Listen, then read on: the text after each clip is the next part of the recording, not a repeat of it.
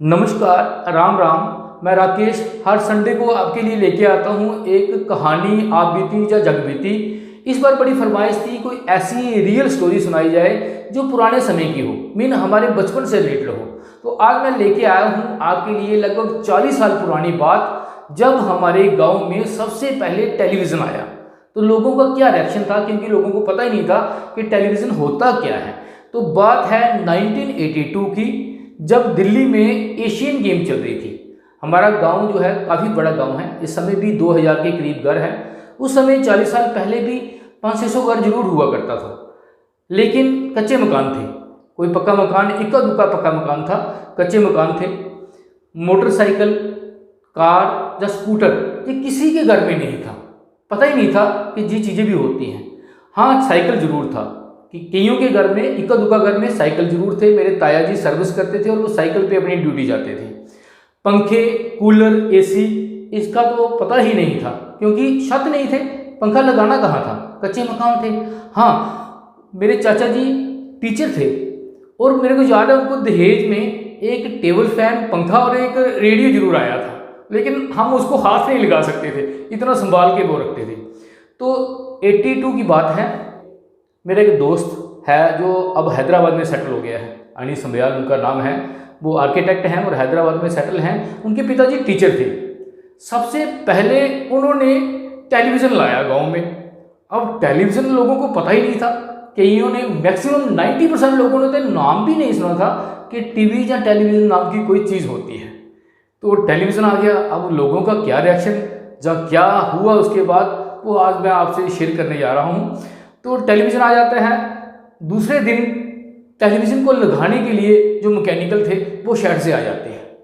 तो जब वो पूछते हैं कि कृष्ण सिंह का घर कौन सा है, तो लोगों को पता चल जाता है कि ये टेलीविज़न लगाने आए हैं। बड़ी सारी, मीन 50-60 या 100 लोग वो उनके साथ ही आ जाते हैं देखने के लिए कि कैसे लगाते हैं। तो उस समय टेलीविज़न के साथ एक एंटीना हुआ करता था। एंटीना 10 से 20 फुट लंबी एक लोहे की छड़ पाइप हुआ करती थी। उस पर एक एंटीना सिल्वर का लगाते थे, उससे तार अटैच करते थे और वो वायर जो थी वो टीवी से लगाते थे। मीन वो एयर से कनेक्शन लेता था और फिर वो टीवी जो था वो पिक्चर दिखाता था। मीन उस एंटीने से ही उसका सारा कनेक्शन था। और आपको बताऊं, अगर एंटीना थोड़ा सा हिल जाता था, डायरेक्शन थे, उस समय 2 चैनल हुआ करते थे, एक जलंधर दूरदर्शन और एक DD1 दिल्ली वाला। अगर आपने जलंधर देखना है तो आपको छत पे किसी को भेजना पड़ेगा कि उसकी डायरेक्शन जो है वो जलंधर वाली साइड कर दो। और मैं कहता हूँ दिन में 20-20, 30-30 बार तो उस एंटीने को जो है वो हिलाने जाना पड़ता था। और नीचे से आवाज़ आती थी, हाँ हाँ जहाँ ठीक है, यहाँ रहने दो, ठीक है, थोड़ा जलंधर की तरफ करो, थोड़ा दिल्ली, पता नहीं है जलंधर कहाँ है, दिल्ली कहाँ है, बस डायरेक्शन करो। जब साफ हो गया, हाँ हाँ जलंधर वाली तरफ हो गया। कुछ ऐसा चलता था पूरा दिन। पूरा दिन नहीं, मीन उस समय जो प्रोग्राम थे वो शाम को शुरू होते थे। तो 5:30 बजे के करीब टीवी शुरू होता था, 2-3 घंटों के लिए चलता था। 8:30-9 बजे बंद हो जाता था। आज की तरह नहीं है कि 24 घंटे टीवी चलता था।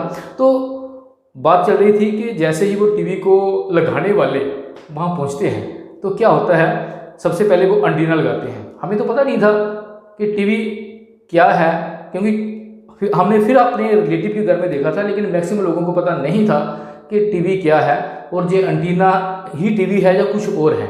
जैसे ही एंटीना उन्होंने पाइप खड़ी की, ऊपर एंटीना लगा था, तो हमारे घर के पास ही एक घर था, वहाँ 2-3 औरतें बैठी थी। वो बड़ी खुश हुई।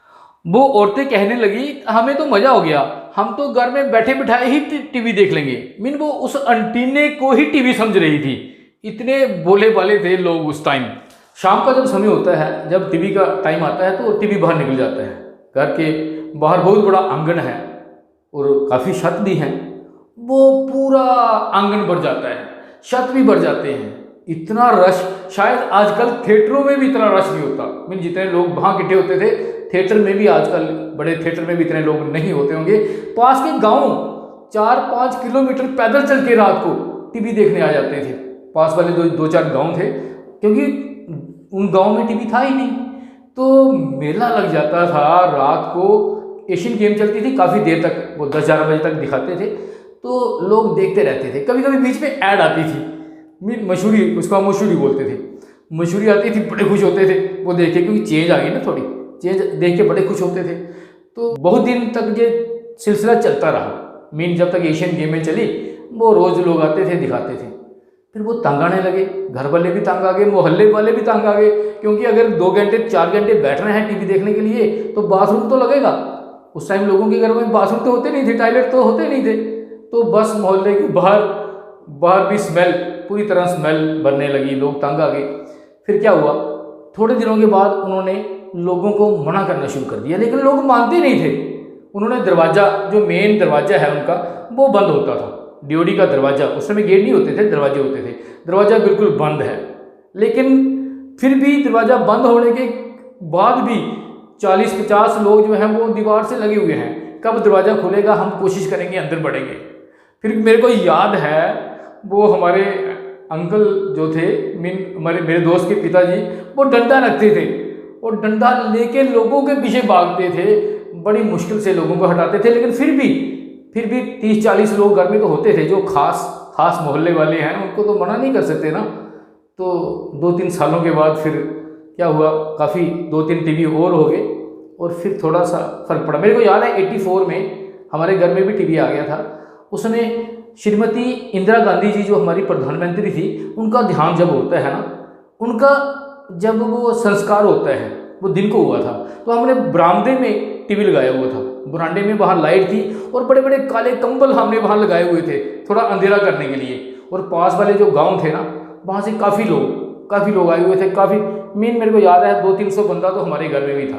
कुछ और भी लोगों के घरों में थे, 5-7 टीवी उस टाइम हो गए थे, क्योंकि देखा देखी में और भी लोग टीवी लाने लगे। उस समय टीवी पूरा दिन नहीं चलता था, 24 घंटे नहीं चलता था। हमने बताया आपको, कुछ 2-3 घंटे के लिए ही होता था, 5:30 से 9 बजे तक।